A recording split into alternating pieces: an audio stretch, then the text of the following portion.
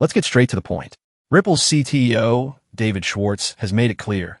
The XRP Ledger isn't just keeping up with the future of global finance. It's already built for it. In a detailed post on X, Schwartz commented on a growing trend in the payments and stablecoin industry. More and more companies are launching their own blockchains. And to him, that's not just competition, it's confirmation. It proves that the financial world is finally recognizing blockchain as an essential part of the global financial infrastructure.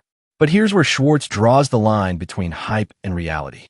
Building a blockchain from scratch is hard, but building one with trust, liquidity, real-world adoption, and an active developer community, that's far harder. And this, he says, is where XRPL already has the upper hand.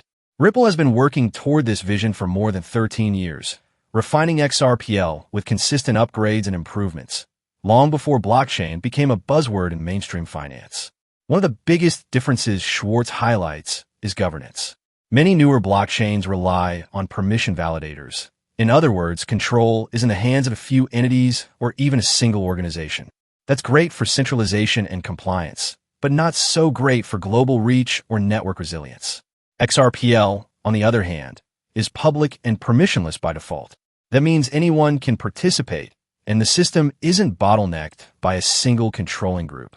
Yet, for institutions that require stricter controls, XRPL also offers optional permission features for regulated use cases.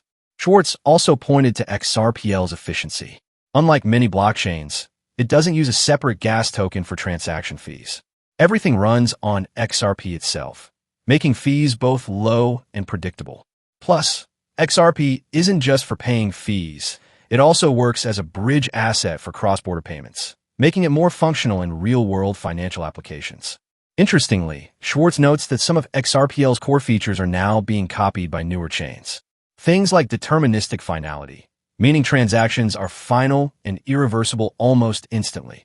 And proof of authority, POA, consensus mechanisms are starting to appear elsewhere.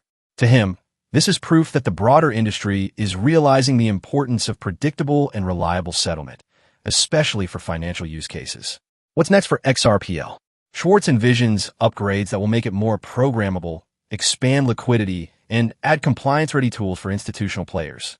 These are the kind of developments that could attract even more real-world adoption, especially as governments and major corporations begin to take blockchain technology seriously. And here's the subtle but important takeaway.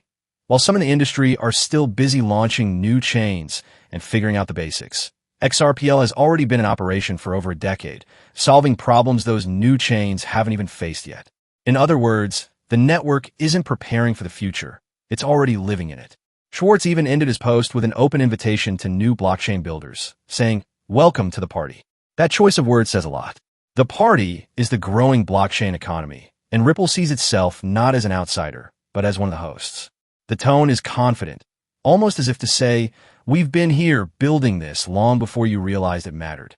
So the key question for investors, developers, and anyone watching the crypto space is this. If the financial industry is only now recognizing blockchain as essential infrastructure, and XRPL has already spent over a decade preparing for that moment, does that give it a serious advantage over the competition? Schwartz's statement seems to suggest the answer is yes. And if he's right, the XRP Ledger might not just power the future of global finance. It might already be quietly running parts of it today.